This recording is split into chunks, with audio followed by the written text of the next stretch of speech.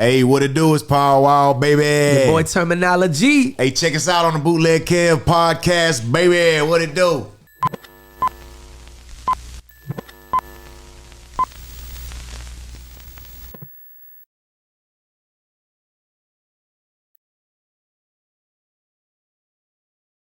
All right, man. Bootleg Kev Show. Special guests in here. My guys, Paul Wall, Termanology, man. What it do? What up? You guys have come together for a project. What is the name of the album? Start to finish. Oh, by the way, it's right here. Yeah. Yeah. By the way, I love the artwork. Start to finish. Now, Paul, you've obviously, you're no stranger, neither of you are strangers to collab projects, right? 1982 is a brand that's crazy. You've done joint albums. You kind of came into the game with Chameleonaire doing color change and click. Yeah. What made this just such an easy thing to happen, man? Static. Static. Static. Yeah. For sure. Yeah. Both of us were just, dope MCs, of course, so it's something that maybe might be abstract, us coming together in some people's minds because our styles are so different. Right. But the core elements of our styles are similar. We're dope. We care about the craft. We care about the art of it. We care about how it sounds. We're not trying to do nothing gimmicky or nothing like that. We're trying to be true to who we are, true to hip hop, true to whatever we represent. And that's the same thing with both of us. So it was an easy, natural fit. Me and Static, we kind of kicked it off when we did a project together called Give Thanks. Yep. And we did a song on there. And after that song, we really just meshed good. We vibe real good. We got to be great friends, you know what I'm saying? And then next thing you know, we did a song with Pete Rock. And then from there, it's like, you know what, maybe let's do a whole project together. And it's done. Yeah. It's crazy, Paul, because I feel like people who might be just surface level fans of what you do and haven't really been paying attention to what you've been up to the last 10 years would be like, yo, Paul Wall over Pete Rock, Static Selector, Man, I talk to him about that all the time, and I thank him and Static for that opportunity because normally, if like you said, just the casual Paul Wall fans, there's a box that I'm in. Yes. And if I do anything outside of that box, it's like, what is he doing? And they don't, you don't even get a chance to do it. But to be able to spit on Static Selector beats or Pete Rock beats or Termanology beat, man, it was, definitely it brought something out of me that I fell in love with. Like I said, with the Give Thanks, it was like, man, this is the greatest thing I ever did in terms of hip hop in my mind and in a lot of people's minds, people who hear it, because a lot of people haven't heard it. It's kind of under the radar. But, the people who have heard it, they like, man, where is this, man? We need some more of this. So, of course, doing the start to finish, this is like a part two for me. To give thanks, Yeah, to be able to express myself on these type of beats in a different way because it brings something out of you different than if I'm rapping on, one of my Texas slab type of beats. So it just brings something out of me that I think of all the time, man. Thank you for this opportunity to showcase this type of talent to an audience that will be open to it, Yeah. Some people might not want to hear. They might want to hear only me talking about grills or me, right. Doing like I say some slab music or something. Do you get the free grill off the rip because you got the album? we go get my grill fitted. Last time I went to Houston to shoot the videos and we were just running and gunning. We did 4 videos in 48 hours. So I ain't get my shit yet, but I'm definitely gonna get them. How is the grill business? Because I feel like it's made. I feel like I was about to say. I feel like there was a small little time where it kind of died out, but it's back. Man, this is it's as a businessman in any type of business, there's always gonna be cycles. Of course. Things are going to come and go. You got to adjust to the cycle. You got to adjust to the consumer. You got to try to find a way to, reconnect with the consumers. And, the culture is what dictate the grills, So we can sit there and sell them all day. We can do whatever we come up with all the new styles all day. But if the culture don't want it, then it is dead. So it was a time when, it's like grills came from being an underground thing to being mainstream to being everybody's got grills, and it's no longer something cultural. It's now everyday mainstream fad or a trend. With all fads and trends, they come and go. So when it became the national trend, it's like the underground and the culture, the streets was like, man, fuck this. We ain't wearing no Once grills Nelly anymore. dropped grills, it was like, eh. Well, it's kind of like that brought the peak, and then it took it to the next level, and then it was like, oh my God. Where do we go from here? Wearing grills. But then they came back when the youth came with them. The new generation was like, man, I want some grills, and they coming to get grills. They brought it back to where now I feel like it's a mainstay of jewelry, where chain, Definitely. watch, you need the grill. earring, grill. Help me with the hygiene perspective of grills, because a lot of grown-ass men I know who have metal in their mouth have the worst fucking breath on the planet. This is a known thing. Yeah. I'm like, bro, get the fuck out of here with that fucking backwood grill breath, bro. Yeah, bro. Man. How do you prevent the breath from smelling like shit if you have a grill? Proper hygiene. Whatever normal hygiene is recommended, which is brushing your teeth 2 times a day, 2 to 3 times a day. Well, who brushes their teeth 3 times a day? Right. 2 times a day. And clean your grills out. You know, some people eat with them, or they smoke with them, or they drink coffee or whatever with them. Well, think about it. You're doing that and you're not cleaning them. That stuff staying in there. It's creating bacteria. It's gonna stink, and your breath is gonna stink. And a lot of people, they'll put on the grills, and to them, it's I don't need to brush my teeth because I got grills. It's a mental thing. It's a mental thing where you feel like you don't have to. But it's also, to me, you just got to get on the schedule. No matter what, I brush my teeth in the morning when I wake up, whether I feel like it stink, whether I ate something that morning or I ate something the night before, anything. This normal human shit. Right. Always brush your teeth in the morning, always brush your teeth at night. But them stank grills, man, they something serious. But let me tell you this. Corey Blunt, shout out to Corey Blunt, triple OG slab originator, man. Yes. He had permanent gold teeth. He went to the feds for 30 years, came out, got new gold teeth. So he got the old ones removed. His teeth underneath, pearly white. Nothing wrong with them. So you can have permanent grills for 30 plus years and nothing go wrong with your teeth. Now, most people who get permanent grills, they not flossing or brushing their teeth every day. So, of course, if you don't floss, you don't brush your teeth, you don't take care of yourself, it's going to get rotten. And you can see them horror stories of people with permanent gold teeth. They take them out, man. It ain't what's up. It's not good. And this is just normal grown-up shit. That's regular shit, though. You're supposed to brush your teeth every day, right, though. Right. That's Wash what we your tell, ass, brush That's your what we teeth. tell our kids before we bring them to school. You brush your teeth. Like, come on, that's the first shit you learn. Have you ever had someone, we hear about people who get they'll go to rent a tire and rent their wheels. Is there a grill bill? A rent a grill? Yeah. Can someone get a note on a grill from you? We definitely do payment plans and things like that. But in terms of renting the grills, they're all custom made. No, not renting. I just mean in terms of if I want to come in and I only got 10%. Can I get? Oh yeah, buy it on layaway kind of. Yeah.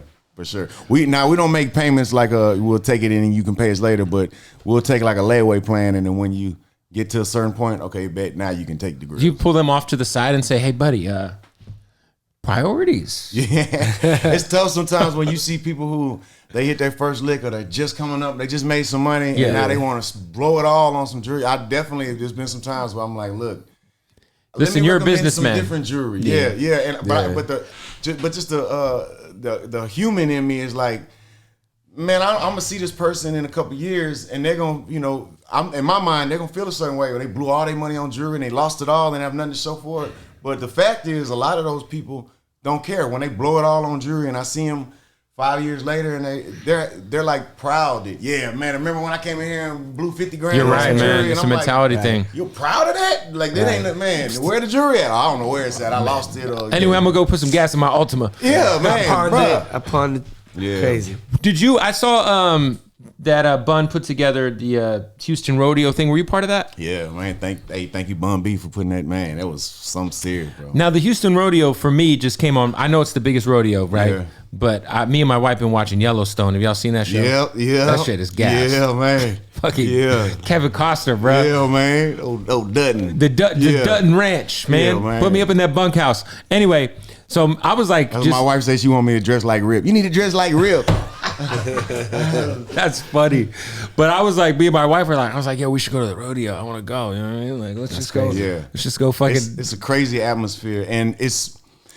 explaining it to somebody who's not from Texas or from Houston or who's a part of that, then it's trying to, it's foreign. But it's a rodeo, livestock show rodeo in Houston, where they actually do livestock contests. This cow won this prize, this whatever one. Then there's actual rodeo where there's cowboys out there, you know, lasso on some, you know, bulls or whatever. They got the whatever rodeo stuff they got where you on the horse or they bucking you off, all of that type. They got a little kid one where they got kids riding on sheep trying to hang on. You know, it's some Texas shit for real. It definitely is. And then there's the fair part of it with all the food. You know, the because it's at like the stadium, right? Yeah, it's where the Texans play. Yeah. So 80,000 people. It's huge. The parking lot's huge.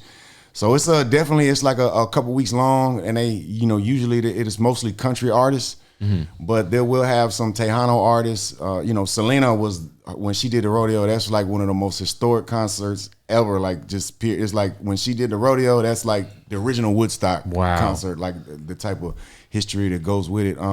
And then, you know, Cardi B did. They traditionally don't have hip hop. They had Cardi B do it? Cardi B did it, and I think Chance the Rapper did it. And I think those are the only rappers. Bun B came out as a special guest for Leon Bridges, and I think maybe for Beyonce when Beyonce was there. But in terms of rappers headlining, it was only Cardi B and Chance the Rapper. So for Houston hip hop, it was. Who all did Bun have part of the show?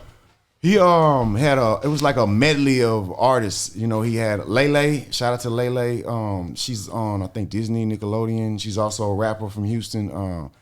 Then he had H-Town, somebody rocking the boots. Yeah, LaToya Luckett, myself, Slim Thug, Zero, Devin the Dude, Ronnie Spencer, Willie D came out. Damn. ESG, Lil Kiki, Chameleonaire came out.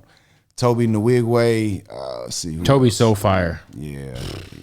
Well, I watched it on YouTube because I was there like a couple weeks before in Houston with Paul and Bun was telling me like, yo, Term, this is the biggest shit I've ever done in my life. It's a big deal, man. He's like, you don't understand, like 90,000 people and this is our hood. So he's explaining, you know, I had never even heard of that shit. So he's explaining it to me. So after they did it, I'm like, yo, let me go on YouTube and watch it. It's like an hour long, the medley.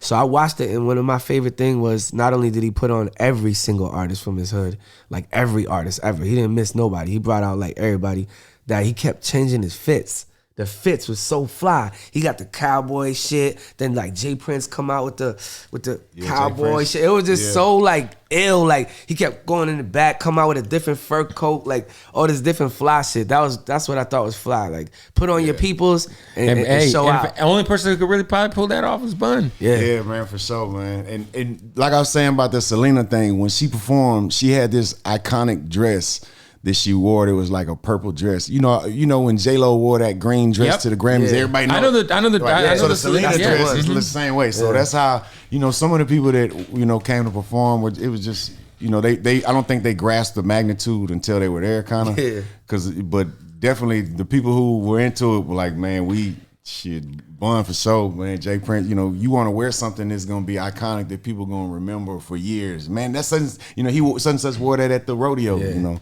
What record did you do? I did Still Tippin' with Slim Thug, and then I did Sitting Sideways with Big Pokey. Big Pokey was there also. I'm remembering all the people that was there. Lil Flip was there. Yeah.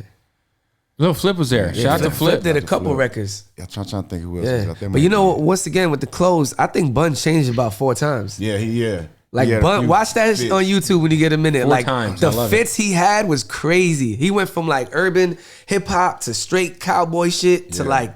Yo, it's crazy, man. Check the fits. The fits is crazy. Yo, we got to stop the interview real quick. Tell us about, I'm going to tell you about our partners at MyBookie, man. Make sure you go to mybookie.ag right now. It's gambling season. NBA playoffs are about to start. What are we doing? You can still get your futures in on the MVP vote as well. You can bet on everything at MyBookie, man. So look, what you got to do is go to mybookie.com right now. Just go to MyBookie, use the promo code BOOTLEG when you sign up for a new account. This is important. When you sign up for a new account, use that promo code BOOTLEG, and they will give you a deposit match, free money, up to $1,000. So if you sign up and you put $200 in, they're going to give you another $200 to bet with. $1,000, they're going to give you another $1,000 to bet with. Let's go for the Suns all the way. Just throw all your money on the Phoenix Suns, all right? And then bet that the Warriors won't make it out of the first fucking round because Jokic is going to fucking pound them in their ass. Probably great odds on that one. Anyway, mybookie.ag, MyBookie, just fucking Google the shit. MyBookie, use the promo code BOOTLEG, and they will match your deposit free money up to $1,000. Let's get back to the interview. Yo, it's crazy because like, and when I was in high school and you guys would kind of had the first Houston run.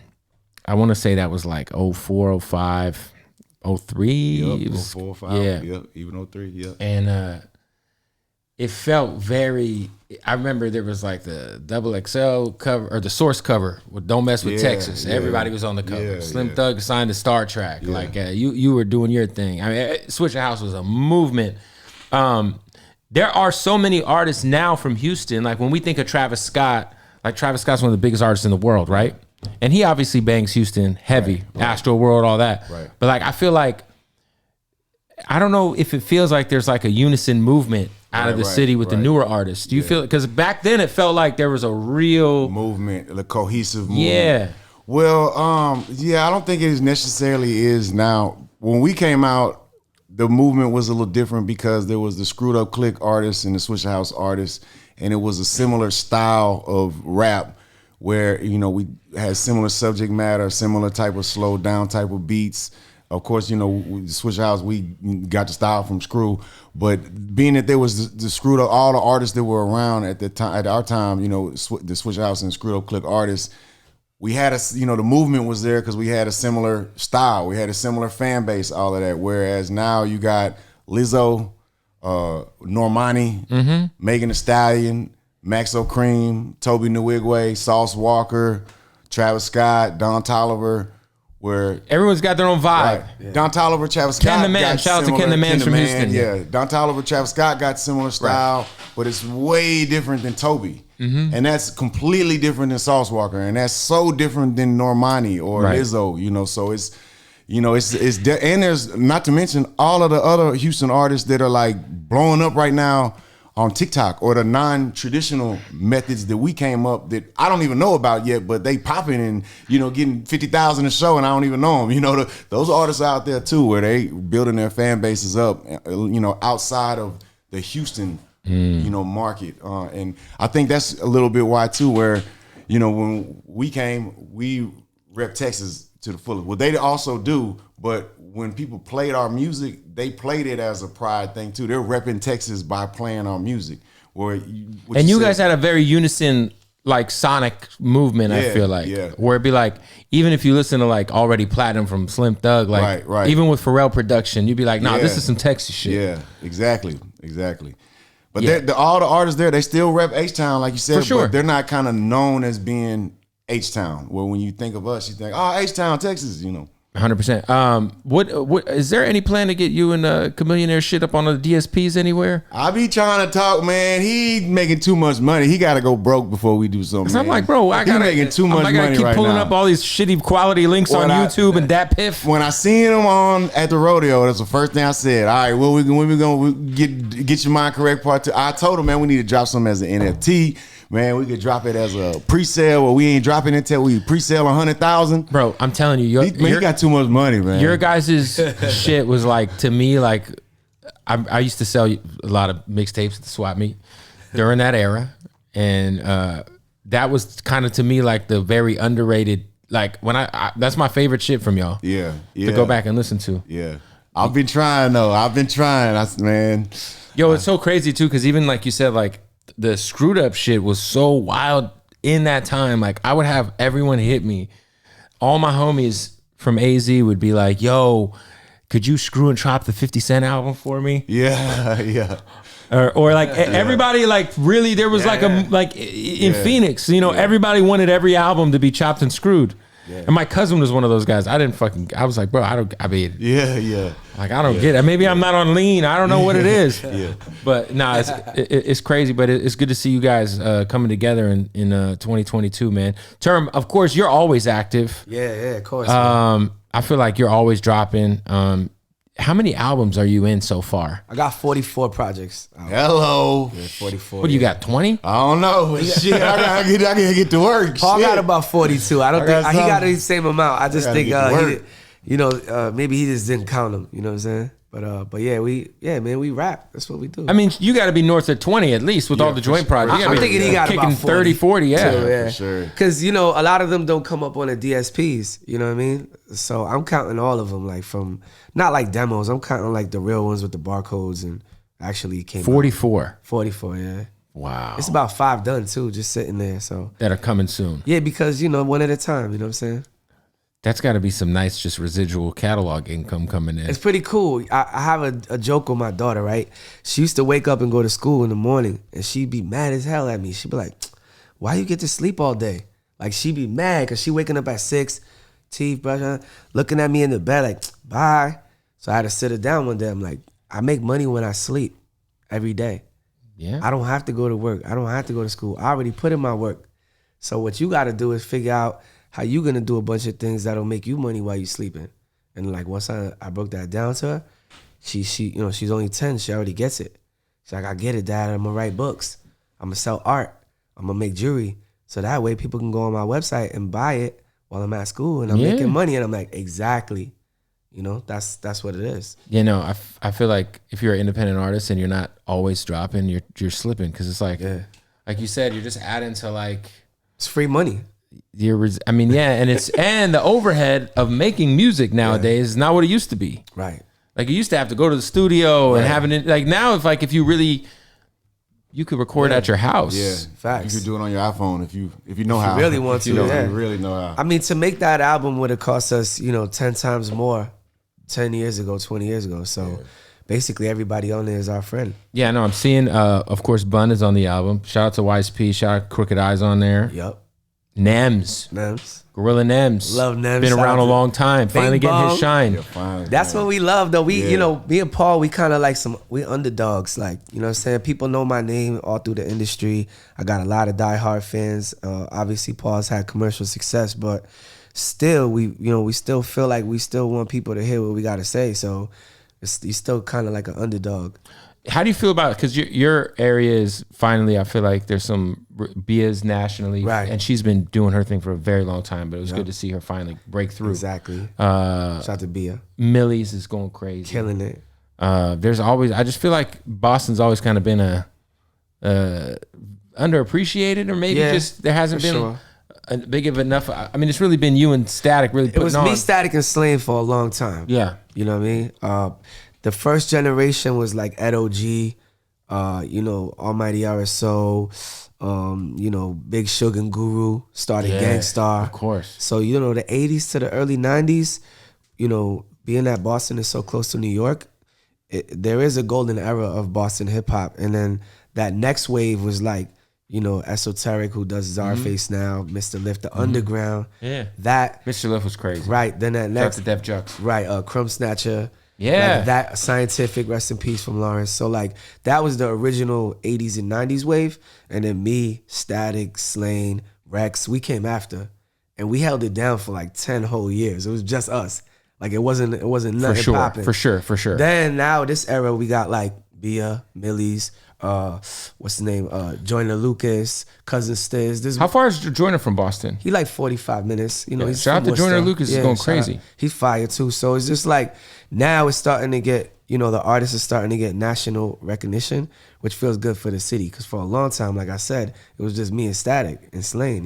Is it hard to get over the stereotype of being from Boston? Because I feel like when people think of Boston, they think of racist white people. they do, but like you said, I'm from Lawrence, which is way different. Everybody's Puerto Rican and Dominican in Lawrence. So lots of beautiful women in Lawrence. Yeah, you know the vibe. So it's like in my city, it's more like the Bronx. It's like a little Bronx. So that's kind of been my mission, was to put the 978, put Lawrence on the map. Since I came in the game when I had the K-Swiss deal, I was in all the double XLs for 9 months. K-Swiss, all this. Lawrence Mass, double XL, Show and Prove, Lawrence Mass. Source Unsigned Hype, Lawrence Mass. BT Cypher with French Montana, Lawrence Mass. So that was my thing, was like put Lawrence on the map and differentiate us from Boston, but still rep Boston because Boston's the capital. Of course. With this album, you say you started this project. Oh, did he start it? We kind of started it together, but the thing is, he had a few sessions with Static on his own, and then I had a few sessions with Static, and then we just started kind of meshing everything together. Fire. I think maybe the Pete Rock song we did, which was one of the earlier ones we did, where it was like the first one we did was probably one on Give Thanks. Right. It was us together, but then I think the Pete Rock might have been like second or third after that. And when we're on a Pete Rock beat, that's huge for me. Huge Oh my God. Huge for anybody. Anybody.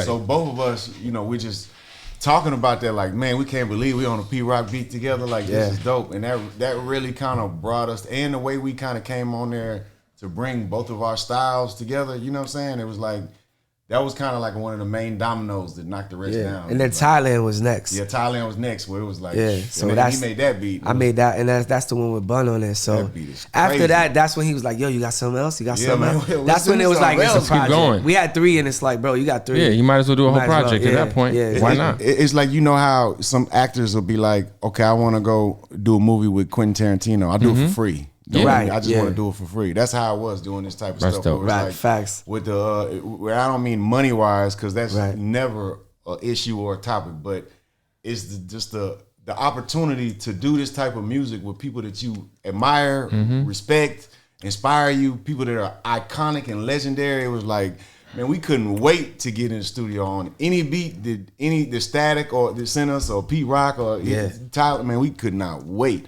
And every time we do something, it was exactly that. It was like working with Denzel or working with whoever, you know what I'm saying? Where this is like, one of the easiest projects I've done. Like, Paul's the easiest guy to work with. Like, so easy. I've had people who are not even close to his status of an artist act like a diva with me. And I mean, that shit happens a lot. It happens all the time. And that's just you how get the D-list artists that act crazy with you. People are just, if they act like that when they get a little bit of clout, they've always been weenies. Right. Yeah. That's a funny word. I ain't heard that word in a minute. Fucking weenies, man. Word. For you, like, you've had so many different eras of your career. I feel like, obviously the way things kicked off, and then you started to kind of hang with Travis a lot, and the Expensive Taste, and you collaborated with so many artists over your career, man. Like, what has kind of been like, outside of this project, like your other favorite collab project you've been a part of? Oh, definitely the ones with my heroes. I got one with Slim Thug that I love. It's, very under the radar.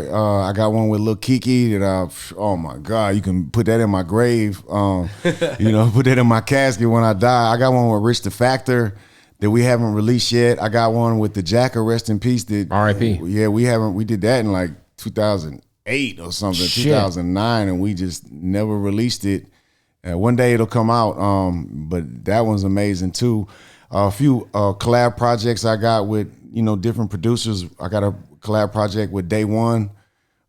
We haven't released yet, so I got a lot that are unreleased. But I think that in terms of most favorite is probably definitely Lil Kiki and the Rich the Factor one that hasn't come out yet. But I'm looking forward to it, man. Me and DJ Fresh thinking about doing one together. We talking about it. So it's a few. I like doing, even when I was making albums, I would like to have like a vibe or a feel to it, to where, okay, I got a main producer. We got a main producer who produce, 8 or however many tracks. Right. And then a few other producers I fuck with to do the rest. Right. But at least there's gonna be a core sound, you know what I'm saying, where it's one main producer doing it. So even now I've been doing that like a little further. Like I'll be exploring that a little bit more, where I do the whole project with just one producer, where it's a whole vibe, and it take a little while to get to where you want to go as you work together with the producer, where they can, because they might have their ideas, you got your ideas, and you just mesh them together. But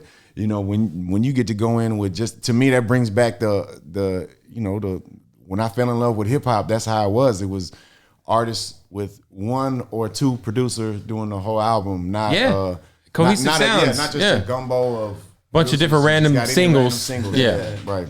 We got to stop the interview real quick, man. Shout out to our sponsors at BlueChew. The good thing about BlueChew, not only does it make that dick fucking, you know what I mean? Get that thing swinging like it never swung before. But what I love about BlueChew is it's all online, man. Usually when you want to go and get some of that, some of that good, some of that BlueChew, maybe some Viagra. First of all, it's got the same exact active ingredients as Viagra and as Cialis, but you don't have to go into the doctor's office to get it, all right? All you got to do is go to BlueChew.com. You have an online consultation, and then they discreetly send it to you. And it's also discreet billing. You know what I'm saying? It's crazy. Let me tell you something. Maybe you got a first date. You want to make sure you blow the back out that thing. You know what I'm saying? Woo! Pop that BlueChew. It's a chewable form. Some people don't like swallowing pills. Ladies are going to love to swallow you, though, once you're on that BlueChew. I'll tell you that much, bud. For sure. So what you got to do is go to BlueChew.com, use the promo code BOOTLEG, and you're going to get a month supply of BlueChew for free. All right? You're going to thank me later for this. Yo, can you give me the story about Drive Slow? Man, Drive Slow. That's one of my favorite Kanye songs ever. Late Registration is my favorite album. Yeah, man. That's a fire. Plain Pat. Shout out to Plain Pat. Plain Pat, what up? That's his drop. Yeah. He hit me up. Was like, hey, I know you met Kanye. You said y'all were cool. I had met him at an interview. We were all doing like a big interview one time, and I talked to him about making him some grills, and then from there, that's what kind of led to Plain Pat saying, hey, I know you met Kanye. Why don't we try to do a song together? Of course, I'm like, yeah, of course, shit. And he said, hey, I asked Kanye. He said he down with it. But, he might not use your verse. He might not use the song at all. He might take you off Donda. You know what I'm saying? That's basically what he was telling me. Yeah. Shit, you might get on there. He might not like it. So if you do, don't be mad.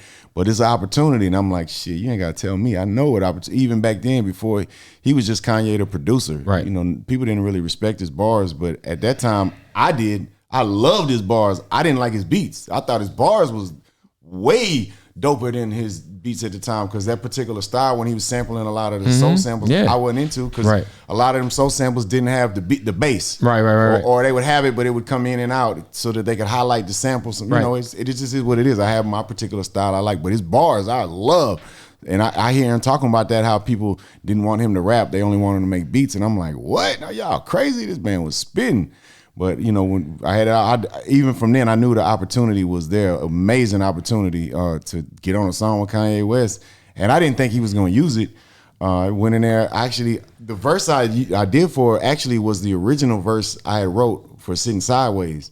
When I did Sitting Sideways at first, it was the first time I had ever did a song with Big Pokey, and Lil Kiki was on it too, and it was the first time I had ever did a song with Lil Kiki. But the record label Atlantic said, hey, Big Pokey is not signed to anybody. He's an independent artist. Lil Kiki's not signed to anybody. He's an independent artist. You being me, Paul Wall, the artist who signed to Atlantic. Paul Wall, the artist we trying to push. Paul Wall albums the ones we trying to sell. I know these your homeboys, but you can't put them both on there. You can put one of them on there. And I'm trying to explain, like, man, look, they not just my homeboys. These are legends, the originators of the sound. Right. These are the originators of the Houston culture. Right. Like, it's bigger than just somebody I like and listen to, but they didn't really see it or get it. And I don't know, maybe they were right. They, we ended up having to take somebody out. We took Lil Kiki off. Big Pokey was on the sample, so I felt like, well, if he was on the hook, so I felt like, well, if we're gonna sample him for the hook, we should give him a verse on there as well. And at the end of the day, even though it was my song, I felt like it's really Big Pokey's song, because it's his sample for the hook, but I originally had a verse that I wrote, because this is how I used to write. I used to get like brain fog. So if I'm anywhere and I hear music going, I can't think, because the music is just distracting me, or I'm talking to you, or I'm looking at the plaques on the wall instead of focusing on my verse. So I would get a beat, get the tempo, maybe come up with an opening bar, and then go into the bathroom where it's quiet, go into my car outside where it's completely silent, and just write in silence. So all I can focus on is just my verse. So sometimes I do that, come back and lay it, and the tempo will be a little off, because I'm doing in it to my head bob, not to the beat. I go back in there and it's a little off. So that's kind of how it was. I went in there, I spit the verse, my original verse, which ended up being the Drive Slow verse. And my boy T-Farris was like, it was me, Lil Kiki, and Big Pokey. That's why at the very beginning of the song say, it's Big Pokey, Lil Kiki, and Paul Wall, baby. But they had to mute out the Lil Kiki, so it's Big Pokey and Paul Wall, baby. When you hear it, you be like, okay, damn, they did mute it out. But anyway, T-Farris say, look, man, the verse hard. Nah, I ain't saying it's whack, but it don't go with the beat. It just don't flow with the beat. I really think you should write a new verse, because you already got to write a new one anyway, right? To replace Lil Kiki's verse. So I really think you should write 2 new verses that go to this song. Just try it. And I was like, man, you crazy. This verse hard. You crazy. T-Farris was like my coach. He was like the main person that believed in me. He saw the vision for it when I couldn't see it. When I thought I was over and done. In 2002, when I thought I was over and done, that was the end of my. That's what everybody in Houston was telling me too. By the way, I wasn't shit without Chamillionaire. T-Farris come and say, man, look, I believe in your best days in front of you, not behind you.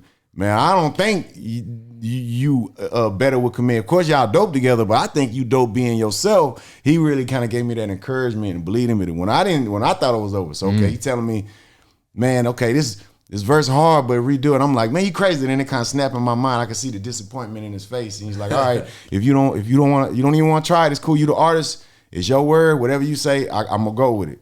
But I just think you should try it. It's cool. And I said, man, you know what? I'm letting my coach down, man. If Phil Jackson call up a play, I'm not gonna be Scottie Pippen on the bench. Nah, I ain't going in the game. Right. You ain't give me the ball, I ain't going to get. Nah, man. If my coach calling the play, he knows something or he sees something or he's planning something that I don't comprehend yet. Don't matter. I'm not the coach. He's the coach. I gotta let him do his job of coach. And at the very least, I could try it. And if it's whack, we ain't gotta use it. So I said, okay, I'm gonna try it. The 2 new verses. Boom, they're sitting sideways. But I had that original verse in my pocket. Like, okay, I know I'm saying some shit on here. I'm gonna save this for if, Jay-Z want me on the verse. Or, you know what I'm saying? Or somebody want me on something and I've been out all night and I ain't got time and we in the studio, like, man, and it's a big major opportunity. Okay, I'm gonna use it for that. So when Plain Pat hit me and said, I got something, I think, and I said, man, first thing I thought was, man, where that verse at? I just went found it because I used to write them on paper. Yeah. And I used to save them because we'll write our verses. And sometimes, the hard drive will crash or something. So if you don't have it saved somewhere, it's over. Rest in peace to your verse. Yep. Yeah. So I learned a lesson, man. I got to save the written verses. So somewhere I got the actual written verse somewhere. That's an NFT. Yeah, man. That's an NFT. That's an NFT. It's coming, man. It's coming NFT. For sure. Oh yeah. Well, it worked. I laid it. Plain Pat say, man, look, I did it in my studio. Sent it to him. Plain Pat say, look, Kanye like it, but he wants you to come out here to LA and lay it because he got a few things he wants you to do, maybe something for the hook, maybe this. He's got a lot of ideas, man, bet.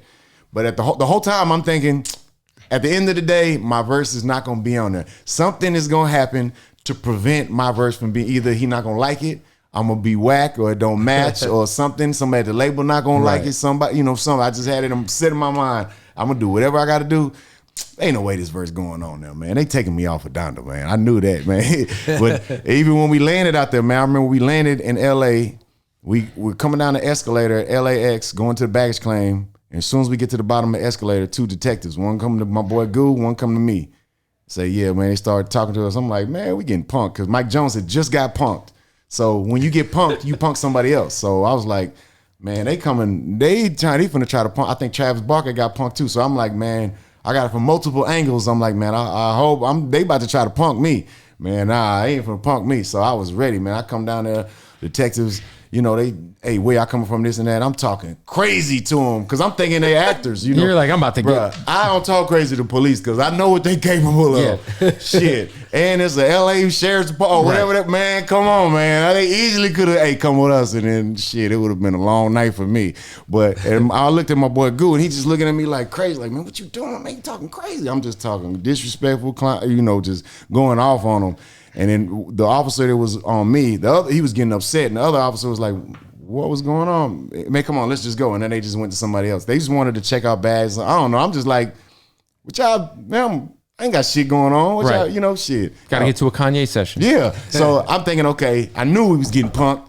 Ain't no Kanye session, whatever. And then they leave, and I'm like, wait, where Ashton Kutcher at? We ain't getting punked. And Goo like, nah, dummy, we ain't getting punked with you. He's about to get us arrested and beat up. Ashton Kutcher really had people out here fucking almost getting fucked up in these streets. That ain't it.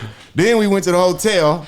Okay, I dropped Goo off. Goo stayed at the hotel, and I went to the studio session. I'm in a car service going to the studio session. We pull up to the studio. The driver don't exactly know where the studio's at because it's not, a big giant sign outside that say studio here. Right. So he pulls up. We're in the left-hand lane, the far left-hand lane. The studio was on the right.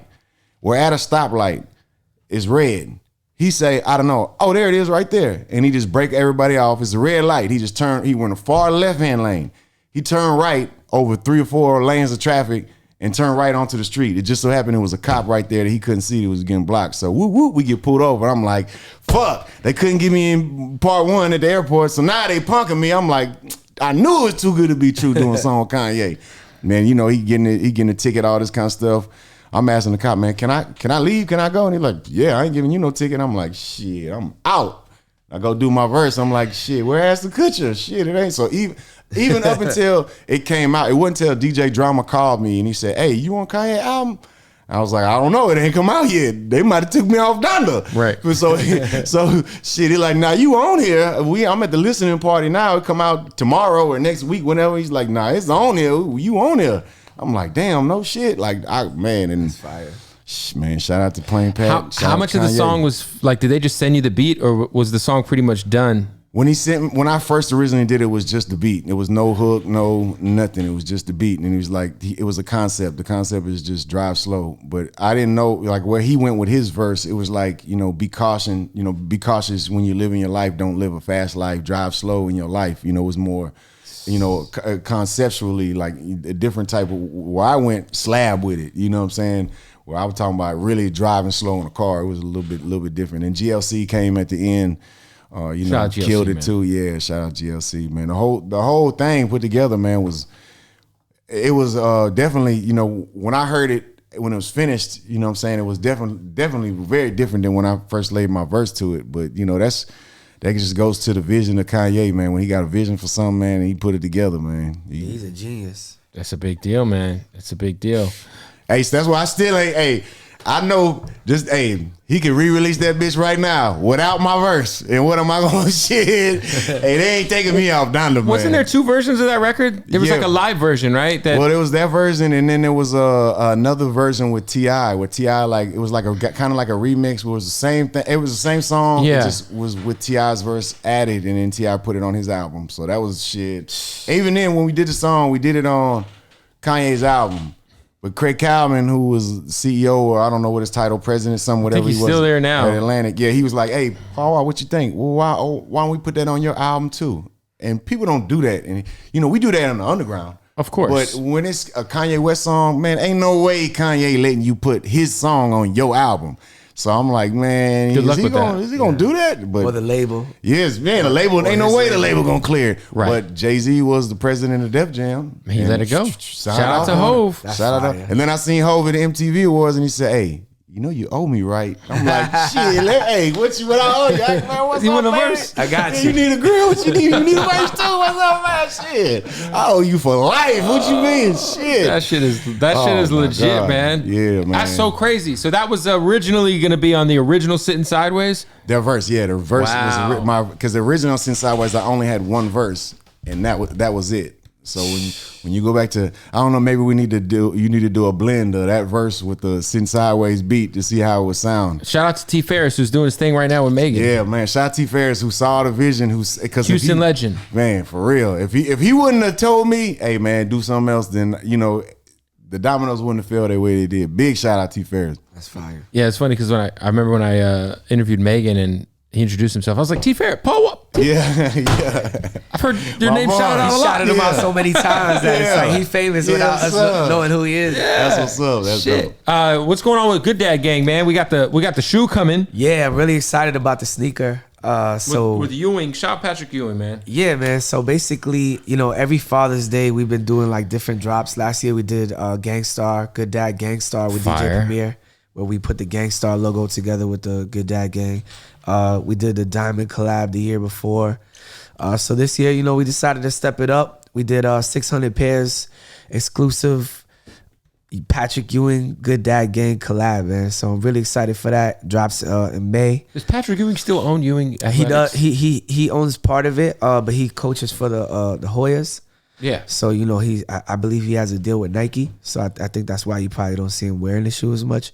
But he definitely is involved with it, and his family is, and they're a fan of this sneaker. And Where stuff can like that. everyone support? Just because for people know the ears fly, the hats are fly. Word. It's gooddadgang.com. You can follow us on Instagram at gooddadgang. We've been rocking for 7 years now. Started out as a hashtag, real grassroots movement, and just has so much support. You know what I'm saying? I've had Jamie Foxx call my phone and be like, yo, I love the brand. How can I help? He put it on his Instagram. People like Ludacris, Charlamagne the God, Bun B, The Locks. We had a commercial last year with Ice-T and Logic and LL Cool J, 2 Chainz, so a lot of people have co-signed the brand. And yeah, it's only up from here, man, because what we're doing is just promoting being a good parent. I mean, you can't really hate on that. Nobody can hate on that, man. Yeah, so the sneaker drops in May. Hopefully, everybody will get it in time so you can wear it on Father's Day, which is June 19th. June 19th. Big day for you guys. Yeah, every year. Just for me as a dad, you know, because I didn't start Good Dad Gang to make money.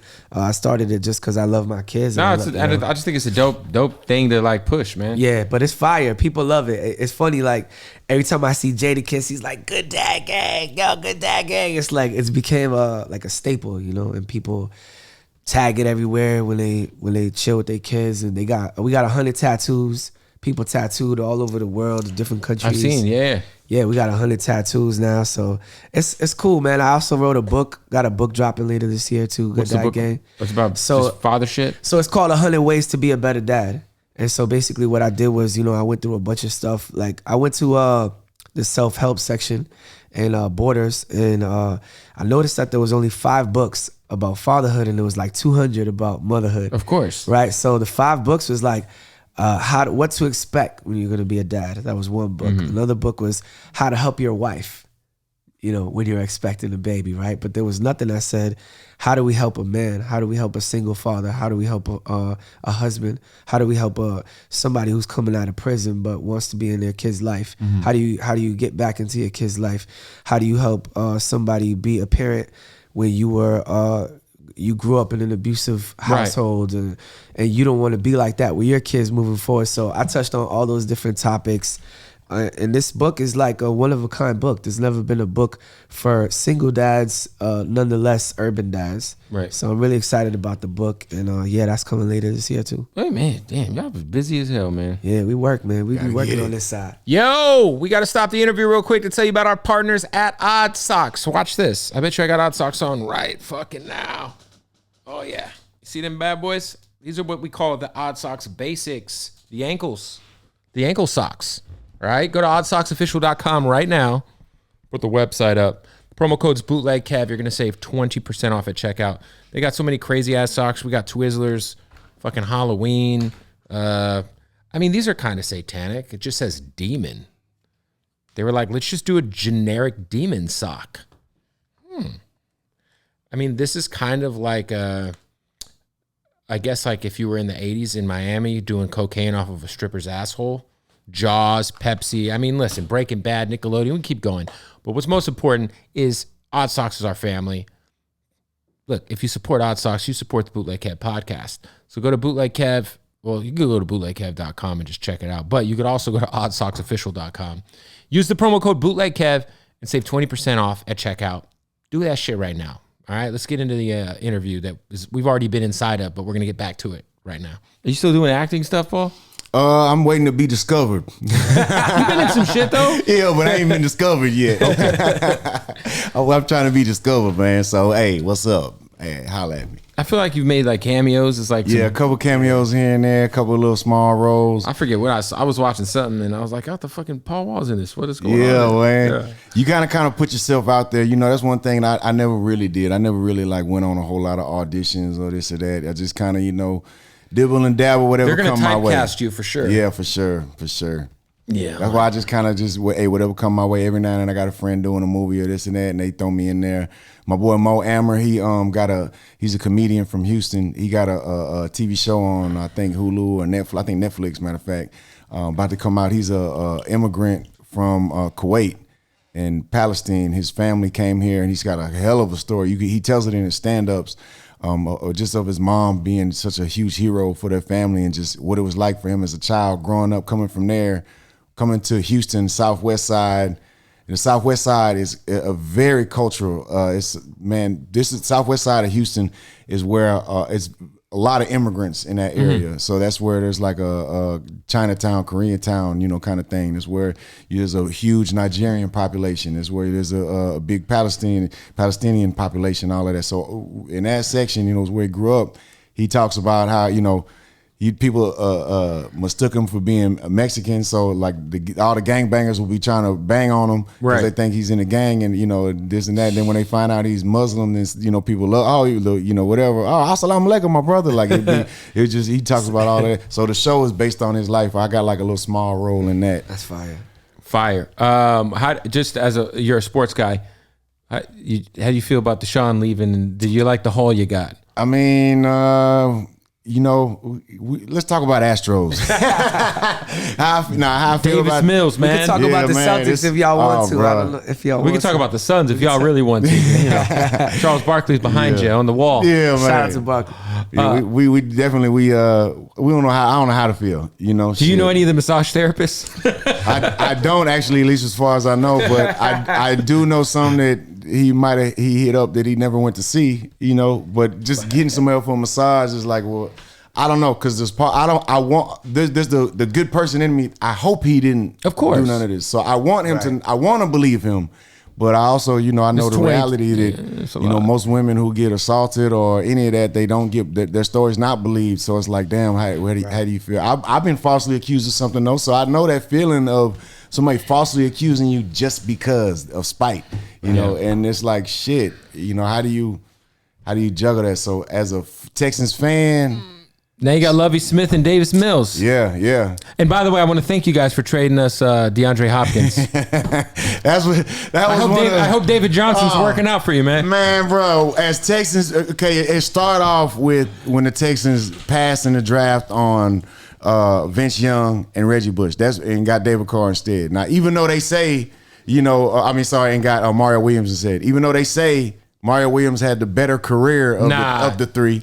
Texans fans, we wanted Vince Young. And Vince Young won Rookie of the Year. Yeah, and we wanted, if we couldn't get Vince Young, Reggie Bush for a shit show. Jeff Fisher ruined Vince Young, man. Yeah, and after that, they didn't give him a chance after they blackballed him. But even then, when they traded DeAndre Hopkins, man, even before that, when they let Andre Johnson, future Hall of Famer, go to the Indianapolis Colts, the fans are like, what are you doing? This is the only bright spot we have as the Texans ever. Ever, yeah. And he's a potential Hall of Famer, and y'all gonna let him go to our rival? Well, listen, the Arizona Texans, we got J.J. Watt, we got DeAndre Hopkins. Then y'all got DeAndre Hopkins. We like, what are y'all doing? We got Deshaun Watson and DeAndre Hopkins, and y'all gonna trade away DeAndre? Now you got Davis Mills and who's catching over there? Oh, man. Is it still the one dude? What's the guy? Fuller? The guy who's always fucking injured in fantasy, Will Fuller. Shout out to the Texans, and then the Rockets, you got at least you got Jalen Green and Christian Wood is good. Rockets, we looking good, man. Although we lose, no, they're young, but they're in the games. Yeah, if we can get that cohesiveness going, we're gonna be all right, man. Because they are fun to watch.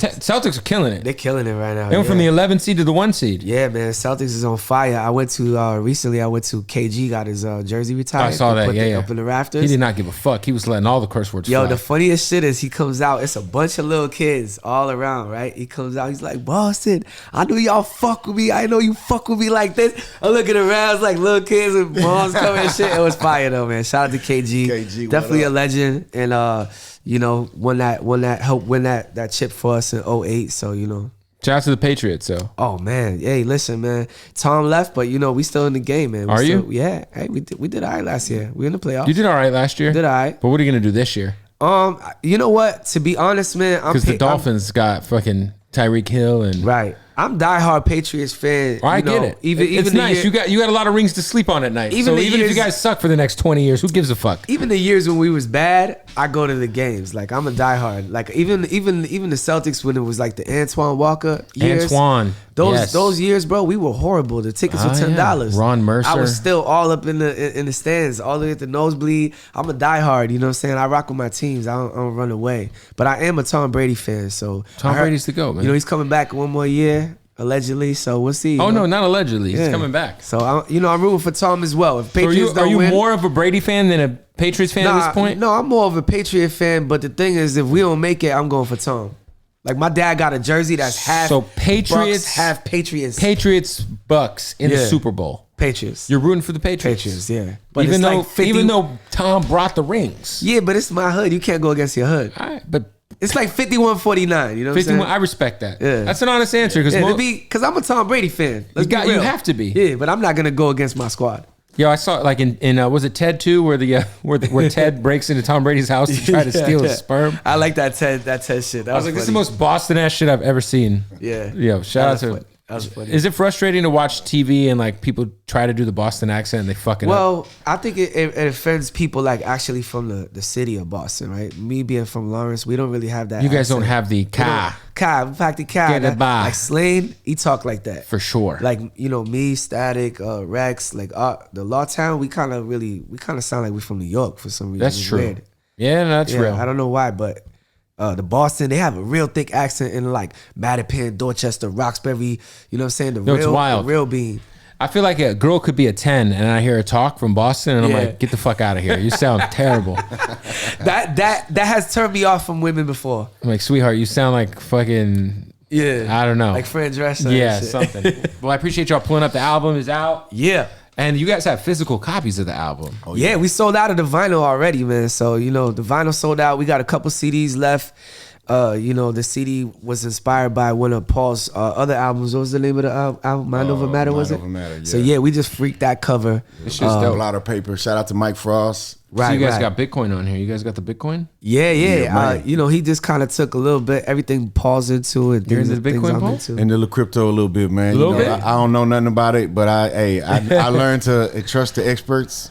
Yeah. That's what I'm doing. Okay, just don't get that rug pulled up from under you like everybody else. Yeah. That rug pull shit is serious. Yeah, you gotta be aware. They're coming after a NBA player, De'Aaron Fox from the Kings. He said he want to quit. Yeah, I don't want to do this anymore. I want to focus on basketball. Yeah, no shit. Yeah, you just signed a $180 million deal. Yeah, you're rich already. Relax. Right. Well, appreciate y'all pulling up, man. Go support the album. Where can they buy the actual vinyl and all that? The vinyl sold out, but where can they buy the CDs? Yeah, the CD, you know, the link is in my bio on Instagram at Termanology ST and at Paul Wall, baby. So yeah, just hit the link up. And you got Dame Grease on here? Yeah, shout out to Dame Grease. That's my dog. Dame, man, listen, go get this fucking album, all right? Appreciate y'all pulling up. Yes, sir. Boom.